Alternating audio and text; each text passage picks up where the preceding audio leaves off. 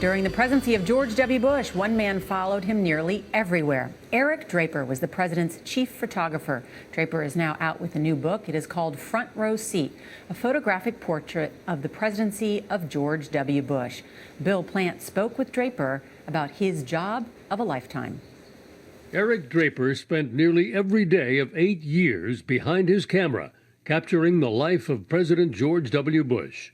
It's a very unique position to be in, to watch one person for that long. And the goal was to not just be a fly in the wall, but be a piece of furniture in the room.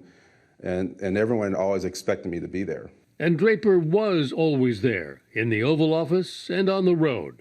I took nearly 1 million pictures during the 8 years. 1 million pictures? Yeah, nearly 1 million pictures.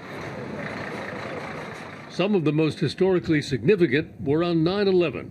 When the president spent nearly the entire day aboard Air Force One. Andrew Card was Bush's chief of staff.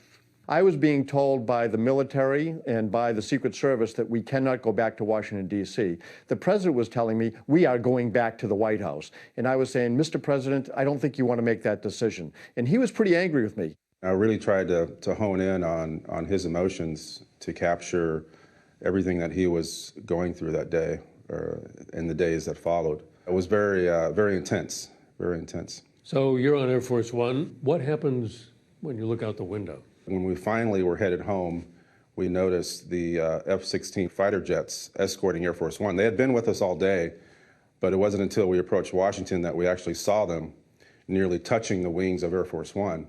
Draper captured the president and his staff looking at the F-16s, realizing that the nation would soon be at war. It was comforting to see those fighter jets beside us protecting Air Force One, but it was also something that we never thought we would have to see, and so it was troubling at the same time. A few days later, the whole world would see the president at ground zero. And the people who knock these buildings down will hear all of us soon.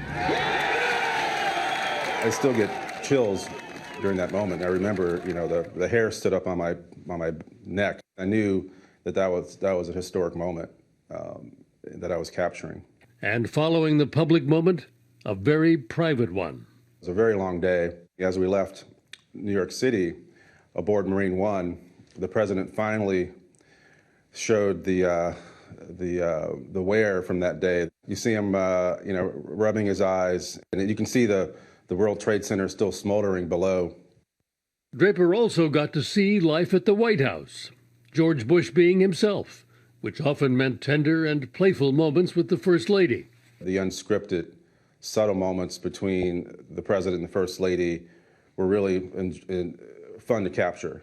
And it helped, to me, kind of show their relationship together, a very loving relationship, and a relationship that had to endure during a lot of tough times. And fun with the first dogs. We all know that the president loved his dog, Barney. Yes, he always called Barney the son he never had. He enjoyed Barney a lot. So, here he's actually playing with him like anybody would play with their dog, right? Yeah. But this is on the south lawn of the White House. Yeah, right, exactly. Draper was in all the president's meetings, no matter how sensitive, at least momentarily. Did they ever tell you, hey, Eric, it's time to say goodbye? Oh, yeah. Yeah, the president was very direct, which was great. He's very decisive. Sometimes it'd be a nice, polite, thank you, Eric. You say you took 1 million images. Is there a favorite? Does one stand out? I think a lot of the images from Texas, from the Western White House, are my favorites. The images that show the president as a Texan. And it's hard for me to narrow it down to one image because I see the presidency as one full story. The story of a presidency, captured candidly through a photographer's lens. For CBS This Morning, Bill Plante in Washington.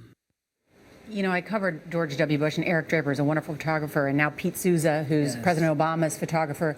They know everything and they see everything. They really have an incredible glimpse into a presidency. Are they in the room most of the time? Absolutely, almost all of the time. They must swear something to secrecy and blood because they are there at every moment. Personal moments with the spouse and the family, the daughters, as well as these meetings where key decisions are discussed in private. It's an opportunity to photograph almost anybody.